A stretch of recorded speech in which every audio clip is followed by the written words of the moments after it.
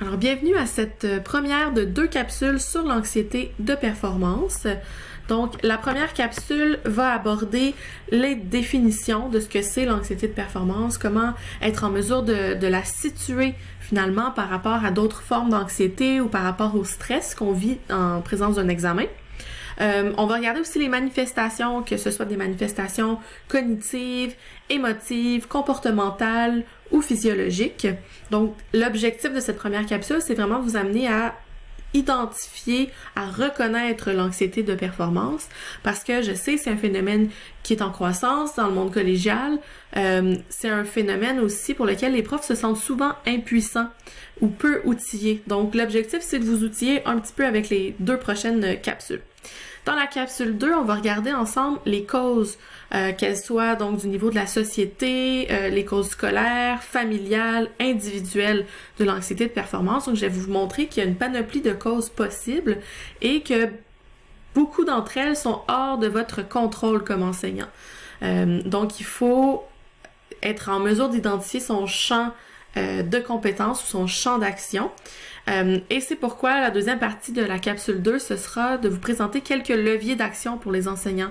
Donc, comment dans votre classe mettre en place un contexte d'apprentissage qui limite les risques d'anxiété de performance. Donc, on va utiliser une approche inclusive, c'est-à-dire que plutôt que de s'adapter à un étudiant qui fait de l'anxiété de performance, plutôt de penser votre climat de classe pour qu'il réduise les risques d'anxiété de performance pour tous vos étudiants. Donc, avant de commencer vraiment sur les définitions et les manifestations de l'anxiété, je voulais répondre à la question « Pourquoi parler d'anxiété de performance? » Donc, je le disais, c'est pas un phénomène qui est nouveau, mais c'est un phénomène qui est en expansion. On est peut-être plus en mesure de le nommer qu'avant, mais le fait de vivre de l'anxiété relié aux évaluations, ben ça date pas d'hier. Donc, ça a toujours existé. Mais ça prend de l'ampleur depuis quelques années pour beaucoup de causes, dont on va discuter dans la capsule 2. Pour l'instant, pour vous illustrer un peu cette augmentation ou cette omniprésence de l'anxiété de performance au collégial, je voulais vous faire part d'une étude qui a été faite par Marc-André Gosselin et Robert Ducharme, tous 2 enseignants de psychologie, respectivement au Collège Bois de Boulogne et au Cégep de Saint-Jérôme. Donc, ils ont fait une enquête auprès de 12 208 étudiants du collégial qui étaient inscrits à la session d'automne 2014. Donc, ça fait déjà un bon 7 ans. Bien que l'étude a été publiée en 2017, les données, elles, viennent de 2014. Donc, ces 12 208 étudiants provenaient de 8 institutions collégiales différentes, assez variées. Donc, il y en a certaines en région, certaines en ville, des collèges privés, des cégeps publics. Donc, on y apprenait, donc je vous ai mis 3 statistiques que je trouve particulièrement marquantes. 35% des étudiants sondés ont dit éprouver souvent ou tout le temps de l'anxiété. Donc, c'est quand même déjà omniprésent. Puis, parmi ceux-là, 33% ont dit ressentir beaucoup ou énormément de pression liée à la performance scolaire. Entre autres, là, les sources d'anxiété les plus souvent relevées dans l'étude, la peur d'échouer, l'impression de ne pas être à la hauteur de leurs idéaux de réussite, les doutes quant à leur capacité de réussir, l'incapacité à tolérer l'échec, la crainte de décevoir. Donc, on voit déjà là se dresser un peu un portrait de ce que c'est l'anxiété de performance. Donc, les données datent de 2014. Je le disais, ça fait à peu près 7 ans. On peut s'imaginer que ces données-là sont encore, disons, augmentées depuis le temps. Autre donnée intéressante dans l'étude que je voulais relever, puisque ma capsule en fait s'adresse particulièrement aux enseignants, on y apprenait que 58,4% des étudiants qui vivent de la détresse ou de l'anxiété ont dit en avoir parlé à leur professeur. Dans les faits, cette donnée-là place les enseignants comme la première ressource en importance vers laquelle les étudiants se dirigent quand ils vivent de l'anxiété. Donc, à titre indicatif, si on veut comparer, c'est 51% des étudiants qui ont dit être allés voir leur aide pédagogique individuelle pour parler de leur anxiété. 24% pour les conseillers d'orientation, 6,2% pour une psychologue. Et bien sûr, ça dépend de la présence ou l'accessibilité de cette ressource-là au sein de l'établissement, donc ça a pu un peu biaiser les résultats. Mais ce qu'il faut retenir de l'étude, c'est que d'abord, l'anxiété de performance semble bien installée dans le réseau collégial et les enseignants sont les intervenants de première ligne. Donc, je crois que c'est important pour vous de bien comprendre, d'être outillé, de savoir en fait en reconnaître les manifestations, puis de comprendre aussi les limites de votre champ d'action pour référer les étudiants aux ressources accessibles. Donc, qu'est-ce que l'anxiété de performance en tant que telle? Ce qu'il faut savoir d'abord, c'est que l'anxiété de performance, c'est pas un diagnostic en soi. Donc, c'est pas reconnu par le DSM-5, qui est un peu la ressource en la matière. C'est plutôt une manifestation qu'on peut souvent associer à une autre forme d'anxiété. Par exemple, l'anxiété sociale, donc là, ça va être relié à la perception des autres. On peut le voir aussi dans l'anxiété généralisée, bien sûr, donc là, ça devient un des éléments qui génèrent de l'anxiété chez l'étudiant. On peut le voir également pour des étudiants qui ont des troubles obsessionnels compulsifs, des troubles de la personnalité. Bref, le DSM-5 le reconnaît pas encore comme un diagnostic à part entière. Alors, qu'est-ce qui distingue l'anxiété de performance des autres formes d'anxiété? En fait, c'est qu'elle est reliée à une situation où la personne fait face à, a l'impression que ses compétences sont évaluées ou qu'elle est mise en compétition avec une ou des personnes. Donc, c'est le cas dans les évaluations en classe, bien sûr, donc examen, présentation orale, etc. Bref, c'est surtout dans des contextes qui peuvent faire émerger chez l'étudiant une espèce de crainte de l'échec ou une crainte de mal performer. Par contre, il faut faire attention parce que vivre du stress pendant une évaluation, c'est quelque chose quand même de normal. Donc, il faut bien comprendre ce qui distingue l'anxiété de performance du stress normal en vue d'une évaluation. Donc, selon Sonia Lupien, dans l'édition 2 de son livre, donc Par amour du stress, là, qui a été bien populaire, publié en 2020, la présence de stress en vue d'un examen, c'est pas quelque chose de négatif. Au contraire, en petite dose, en dose raisonnable, le stress et donc les hormones de stress peuvent contribuer à ce que l'étudiant performe. Par exemple, vous le voyez dans l'encadré en jaune, ça va augmenter l'engagement, la motivation pour l'étude. Donc, la personne va se mobiliser pour étudier. Ça va augmenter la vigilance, les capacités de mémorisation, les capacités de concentration aussi, qui sont donc des éléments favorables pour une bonne performance dans un examen. Puis, ça va contribuer à ce que la personne trouve des solutions aux problèmes. Donc, dans le contexte d'un examen, trouver une solution au problème, c'est pas mal ce qu'on cherche. Donc, l'étudiant fait face à un problème qu'il doit résoudre. Donc, à ce stade-là, l'anxiété peut contribuer. Donc, si on regarde le schéma ici à l'écran, donc, c'est un schéma qui a été cité par Nathalie Parent dans son livre L'anxiété de performance, mais qui provient du gouvernement du Canada. Donc, on voit bien ici, ça ressemble à quoi le stress optimal. Donc, d'abord, on regarde dans l'encadré en violet, donc la partie en violet, donc de ne pas avoir assez de stress. C'est évidemment le sommeil, l'ennui, etc. Donc, la personne ne se mobilisera pas pour étudier. Donc, une personne pour qui l'évaluation ne procure aucun stress risque de ne pas étudier, de ne pas se préparer pour cette évaluation-là. Donc, ça prend quand même un petit peu de stress pour se mobiliser. Ensuite, on a la zone en bleu, qui est donc la zone de performance, où le niveau de stress est optimal. Donc, à ce moment-là, on va voir vraiment un étudiant étudier, être concentré, voir la situation d'évaluation comme un défi qu'il peut atteindre, qu'il peut surmonter, en fait. Dans la section orange, donc là, c'est le moment où il y a trop de stress. Donc, la personne va ressentir de la fatigue, de l'épuisement, va se désorganiser. Et donc là, ça va nuire à sa performance. Donc, plus on arrive à un niveau de stress optimal, plus la performance est élevée. Au contraire, plus soit on n'a pas assez de stress ou on en a trop, et on va réduire le niveau de performance.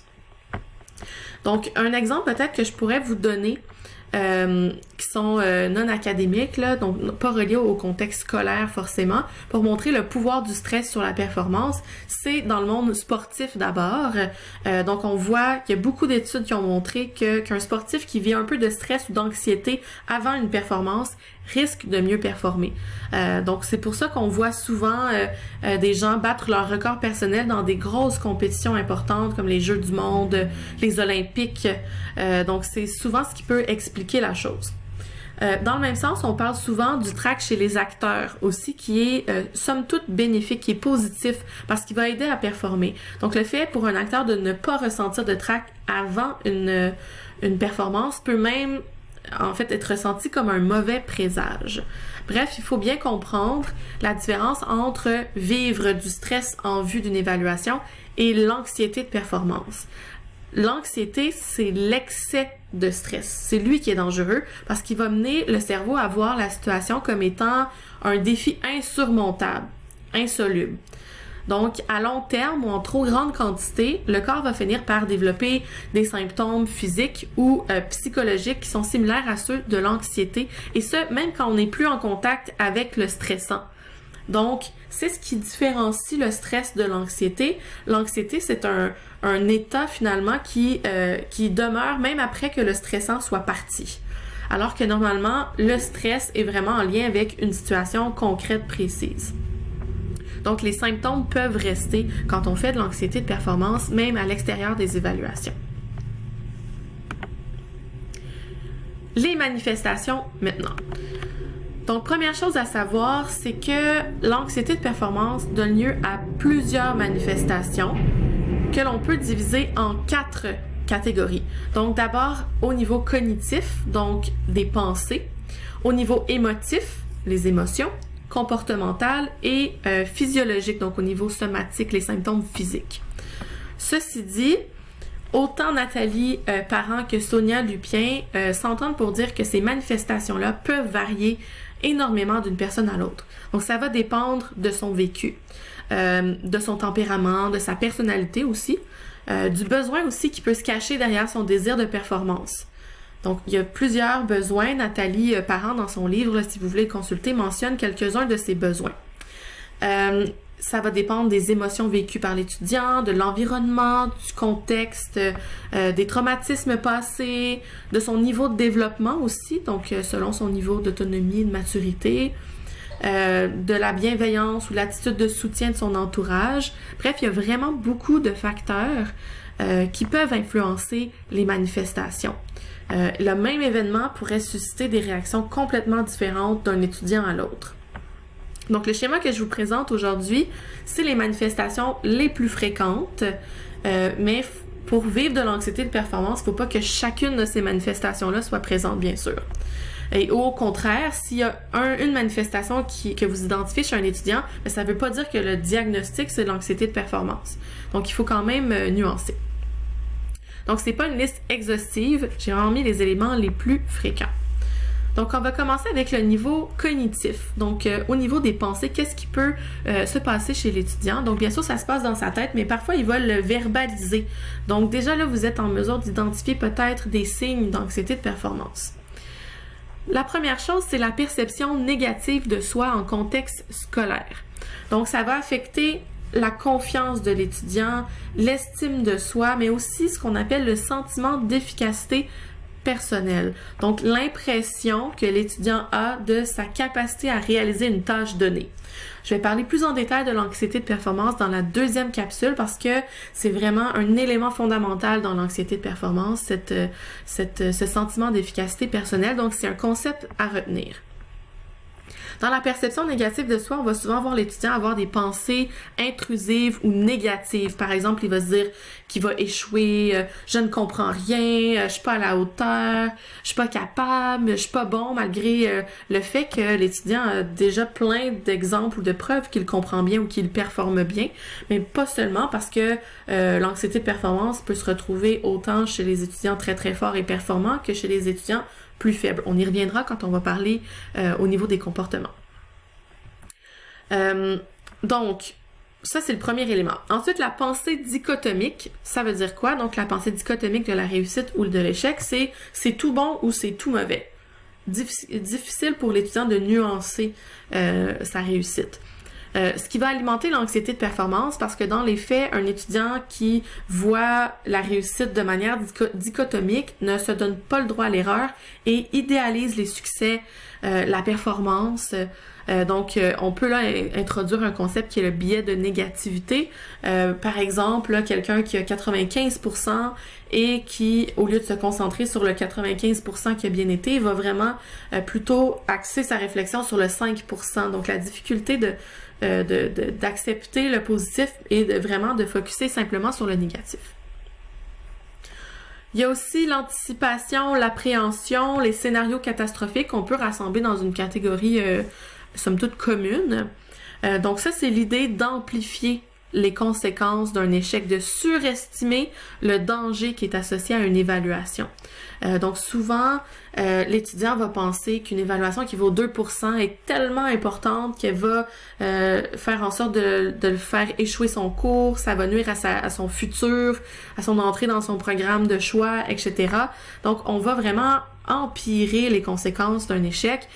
Pour certains, c'est l'impression que s'ils échouent, leur famille les aimeront plus. Donc, il y a vraiment tout ça qui peut se passer dans leur tête. Et souvent, l'anticipation avant une évaluation va être pire que l'évaluation elle-même. Donc, des fois, vous réalisez pas que vos étudiants font de l'anxiété de performance parce qu'au moment de l'évaluation, ça va somme toute assez bien. C'est ce qui précède l'évaluation qui les rend anxieux. C'est l'anticipation. Ensuite, il y a les ruminations. Donc, les ruminations, c'est des pensées répétitives en rapport avec le passé. Donc, toujours revenir sur une mauvaise note ou sur un échec, pas être capable de passer par-dessus. Donc, passer par-dessus le fait que la personne a manqué une question à son examen. Donc, s'en vouloir excessivement pour avoir raté une question à un examen. Donc, encore une fois, c'est une boucle de laquelle l'étudiant n'est pas capable de sortir. Ça entraîne un cercle vicieux d'anxiété. Au niveau des émotions maintenant, donc l'étudiant qui vit de l'anxiété de performance peut ressentir quelques émotions. Bien sûr, la peur, la crainte. Donc la peur, la crainte de mal performer, la crainte de l'échec, la peur de faire des erreurs. Il y en a pour qui c'est vraiment insupportable l'idée de faire une erreur. Donc ça, c'est des exemples de peur, de crainte. Le stress, bien sûr, la nervosité, jusqu'à mener peut-être à des crises d'angoisse, des crises de panique pendant les examens. Donc on en voit souvent des étudiants dans les examens finaux qui font des crises de panique, crises d'anxiété. Donc ça peut arriver, encore une fois, avant l'évaluation ou pendant les évaluations. Un étudiant qui vit de l'anxiété de performance peut être plus irritable, plus impatient, avoir un sentiment d'impuissance aussi. Et il peut même y aller jusqu'à de la dépression, de la détresse, des pensées suicidaires. Donc c'est important vraiment de prendre la chose au sérieux et d'amener l'étudiant vers les bonnes ressources. Au niveau des comportements, donc ça c'est peut-être les comportements qui sont le plus visibles pour l'enseignant, qui sont plus faciles à identifier. Donc il y a deux éléments, deux manières de faire face à l'anxiété de performance qui sont complètement différentes. D'un côté, on a l'évitement, la fuite, le retrait des situations d'évaluation. Donc ça, c'est fait par peur d'échec. Donc ça va engendrer un cercle vicieux, encore une fois, d'appréhension. Ça va générer encore plus d'anxiété de performance. Par exemple, une personne qui procrastine, une personne qui attend la dernière minute pour étudier, qui est absente lors des évaluations, qui essaie de repousser le moment des évaluations, par exemple en demandant d'aller aux toilettes au début de votre examen ou au mauvais moment. L'évitement, ça peut aussi se faire dans les écrans, dans l'alcool, dans la drogue, le sommeil, les relations. Donc, il y a plein de manières de faire de l'évitement, mais on l'associe souvent aux étudiants qui procrastinent. Donc, il faut faire attention. Un étudiant qui procrastine, qui vous semble complètement désengagé dans votre cours, ben peut-être qu'il y a une cause sous-jacente à ça, et ça se peut que ce soit finalement un grand anxieux. Donc, des fois, c'est intéressant de s'intéresser aux causes sous-jacentes à la procrastination, puis pas simplement penser que l'étudiant est paresseux. Donc, des fois, c'est vraiment une manière pour lui de gérer son anxiété de performance. À l'inverse, on a le surinvestissement dans l'étude, ce qu'on peut appeler aussi le comportement d'attaque ou la réassurance, on peut utiliser ce terme-là souvent. Donc là, c'est à l'inverse quelqu'un qui étudie de façon excessive et exhaustive surtout. Donc il va vouloir absolument tout étudier, pas manquer un petit détail. Donc il y a vraiment un souci du détail important. Donc, une personne qui va étudier sans relâche, quitte à même manquer de sommeil en vue de son évaluation parce qu'elle a étudié toute la nuit. Donc ça, on est capable de le voir plus souvent dans l'entraînement. Donc, un sportif qui se surentraîne. C'est un peu la même chose ici au niveau de l'évaluation puis de l'étude. Et le problème, c'est que le surinvestissement dans l'étude, ça donne souvent lieu à l'utilisation de stratégies d'apprentissage qui sont moins efficaces. Apprendre tout par cœur. Ne pas se concentrer sur l'essentiel. Souvent, ces étudiants-là ont de la difficulté à cibler ce qui est le plus important. Ils vont vouloir tout étudier sans être capable de hiérarchiser les éléments à étudier. Donc ça, c'est vraiment très, très fréquent. Quelqu'un qui en fait plus que demander. Un peu dans le même sens, il y a la quête d'une perfection exagérée aussi, le perfectionnisme qu'on pourrait qualifier de malsain parce qu'il y a plusieurs formes de perfectionnisme. Donc, ça peut mener à une non-remise des travaux. Donc, des personnes qui préfèrent ne rien remettre plutôt que d'être évaluées ou jugées sur quelque chose qu'ils ne considèrent pas parfait. Donc, les étudiants vont travailler vraiment fort sur quelque chose et n'arrivent pas à un résultat qui leur convient et donc ne remettront pas leur travail. Donc, ça aussi, ça peut être une autre cause sous-jacente à un étudiant qui ne remet pas ses travaux. C'est plus rare par contre.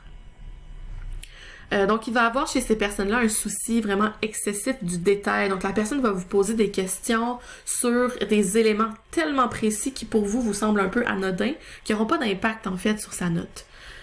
Mais un peu dans ce souci de perfection, dans ce surinvestissement dans l'étude, elle va avoir l'impression que tout est vraiment important. Vous avez également la recherche constante de commentaires positifs. Donc, la personne va vouloir avoir tout le temps votre validation pour faire valider ses compétences par quelqu'un d'autre, se faire dire que son travail est bon. Donc, elle va demander souvent plus d'attention que les autres personnes.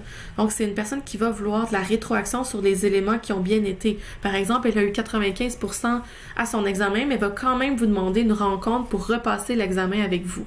Donc, parfois, ça peut être bien sûr que le 5% la dérange, mais d'autres fois, c'est que elle veut se faire dire, en fait, que c'était une excellente évaluation. Donc, elle a besoin de se faire rassurer sur ses compétences. Donc là, souvent, c'est peut-être un signe que l'estime de soi est pas super, bien sûr. Mais donc, ça peut arriver dans le cadre de l'anxiété de performance. Finalement, négliger certains aspects de sa vie pour se concentrer sur l'étude. Donc ça, on va le voir souvent, c'est là on peut considérer qu'il s'agit d'anxiété quand ça nuit aux autres sphères de sa vie.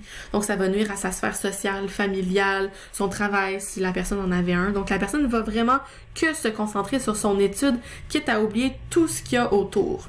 Donc elle n'a pas un bon équilibre de vie et puis ça peut nuire à sa santé mentale et finalement, encore une fois, une espèce de cercle vicieux vers de l'anxiété de performance. Donc ça, c'est les comportements les plus fréquents, mais il y en a d'autres, bien sûr. Donc, vous pouvez voir de l'hypervigilance. Donc là, c'est le système qui détecte trop efficacement les menaces. Sonia Lupien considère, en fait, le compare à un système, un détecteur de fumée qui est trop sensible. Donc, c'est un peu la même chose. Chaque source d'anxiété va venir vraiment chercher l'étudiant. On va voir de l'hyperactivité parfois, de l'agitation, de la difficulté de concentration aussi. Donc ça, c'est d'autres comportements fréquents. Au niveau physiologique comme tel, dans les faits, c'est les mêmes manifestations que l'anxiété de manière générale. Donc il n'y a pas de manifestation physique, physiologique propre à l'anxiété de performance. Mais je trouvais ça quand même important de vous les présenter parce que ça fait partie du portrait total là, de ce que c'est l'anxiété de performance. C'est un des éléments, finalement, de l'anxiété de performance. Donc, on va voir souvent le sommeil qui est affecté, soit parce que l'étudiant fait de l'insomnie, fait des cauchemars, va ressentir de la fatigue. On va voir aussi souvent des maux de tête, des migraines, être très tendu, donc les tensions musculaires, des étourdissements, des douleurs à la poitrine ou des palpitations cardiaques, ça peut aller jusque-là, notamment quand la personne fait des crises d'anxiété, des crises d'angoisse. mal de cœur, des manifestations uro-gastro-intestinales. Donc, ça peut être, par exemple, le besoin d'aller à la toilette assez fréquemment ou des troubles digestifs. L'impression d'étouffer aussi. Donc, encore une fois, il y en a d'autres. Donc, ça aurait pu être des tremblements, des bouffées de chaleur ou au contraire des frissons, la sudation, la modification de l'appétit, soit plus d'appétit ou moins d'appétit, l'engourdissement, des maux de ventre, une boule dans la gorge, une boule dans l'estomac. Bref, ça peut prendre vraiment plein de formes. D'une personne à l'autre, il y a quelques-uns de ces symptômes qui peuvent se retrouver, mais vous avez dans mon schéma vraiment les plus fréquents. Donc, ça fait le tour des manifestations pour l'anxiété de performance. C'est la fin de cette première capsule. Donc, je voulais vous parler un peu des références que j'ai utilisées pour cette capsule parce qu'elles peuvent vous être utiles si vous vous intéressez à l'anxiété de performance. Donc, d'abord, il y a l'enquête dont je vous ai parlé au début de la capsule, celle de Gosselin et Ducharme, sur la détresse et l'anxiété chez les étudiants du collégial et le recours aux services d'aide socio-affectifs. Donc, vous allez avoir plein d'informations sur les différentes formes d'anxiété. Donc, c'est pas un article sur l'anxiété de performance, mais l'anxiété et la détresse de manière générale. Ensuite, bien sûr, il y a le livre de Sonia Lupien, Par amour du stress, qui est juste ici. Donc, ce livre, c'est la deuxième édition, mais la première édition aussi pourrait très bien fonctionner. Donc, c'est pas sur l'anxiété de performance, encore une fois, c'est sur le stress de manière générale, mais il y a quand même un petit segment sur l'anxiété de performance.